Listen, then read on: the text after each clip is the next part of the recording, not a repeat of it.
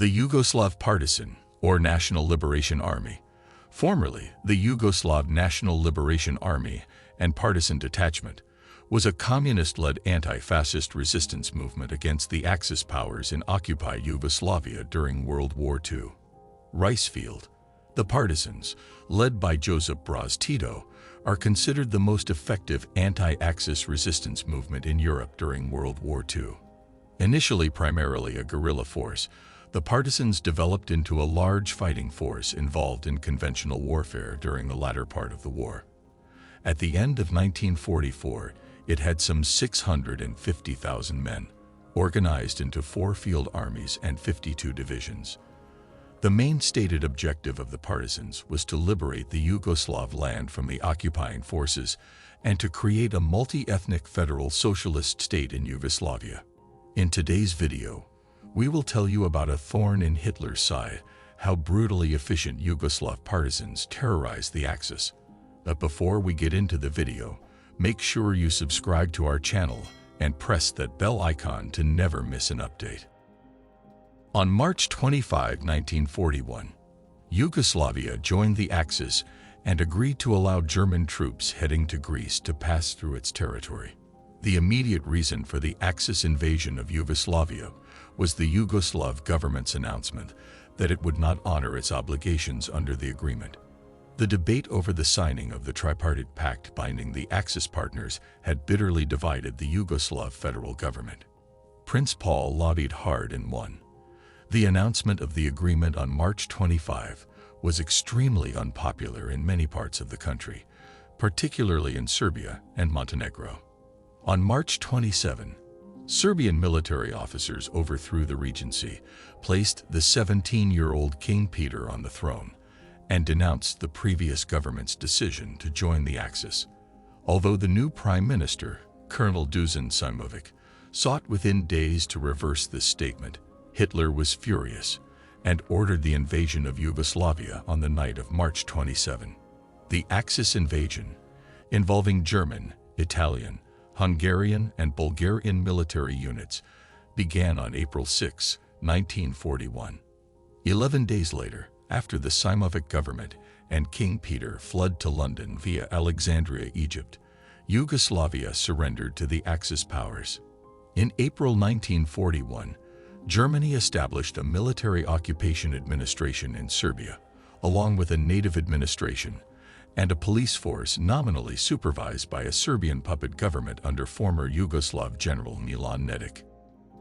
The German military and police authorities interned most of the Jews and Roma, gypsies, in detention camps during the summer of 1941.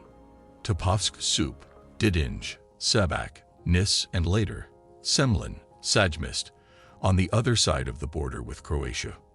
By late summer, an uprising, based in Serbia and Bosnia, and started by the communist-led partisan movement and Draza Mihailovic's Serbian nationalist Secnik movement, had inflicted heavy casualties on German military and police personnel.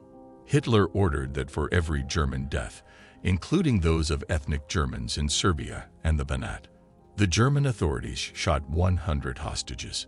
In the late summer and fall of 1941, German military and police units used this order as a pretext to shoot virtually all Serb Jewish men, about 8,000 people, about 2,000 actual and suspected communists, Serb nationalists, and democratic politicians of the interwar period. Generally refusing or evading German requests to transfer Jews from these areas, the Italian authorities instead rounded up some of the Jewish refugees in a camp on the island of Rab, off the Adriatic coast. Italian authorities transferred a few hundred Jewish refugees from the Italian zone to refugee camps in southern Italy. After the surrender of the Italian government to the Allies in September 1943, the rapid Allied occupation of southern Italy freed these Jews.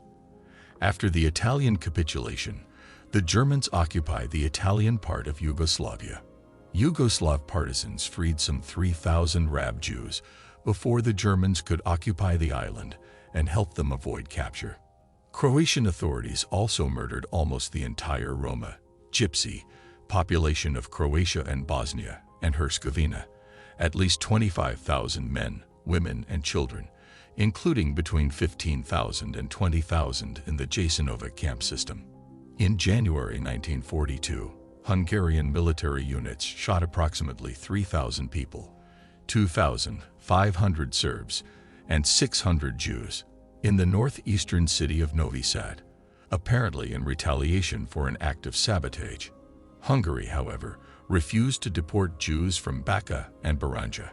After the Germans occupied Hungary in March 1944 and negotiated with the Hungarian authorities to expel Hungarian Jews, Hungarian gendarmerie units rounded up the approximately 16,000 Jews of Bačka and Baranja in May 1944 in transit. In Albanian annexed Kosovo, which was under Italian rule, around 400 Jews, mostly from the region, but including refugees from Serbia, were imprisoned in Pristina.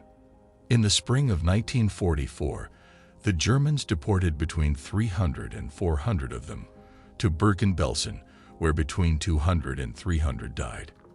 In addition to the Netic puppet government in Serbia, which had both a gendarmerie and a political police department, the Germans relied on the Albanian bureaucrats, the Bulgarian army and police, the Hungarian gendarmes, and the Croatian government establishment, as well as the Ustashi militia to implement German law politics in occupied and dismembered Yugoslavia. All were implicated in the deportation and/or murder of Jews, Roma, communists, and other political opponents in Yugoslavia. In the fight against the communist-led partisans, the Germans and especially the Italians could count on the collaboration of Mihailovic Setniks, whose leaders, when it became clear that Germany would lose the war, sought to inflict harm on the communists instead of the Axis. When German troops occupied Italy in September 1943, the SS and police in Trieste were tasked with rounding up and transporting Jews from northeastern Italy and Italian-annexed Slovenia to Auschwitz. To implement this operation, in which almost 5,000 Jews fell victim, the German SS and police authorities recruited and deployed police authorities, including some Slovens recruited in Italian-occupied Slovenia.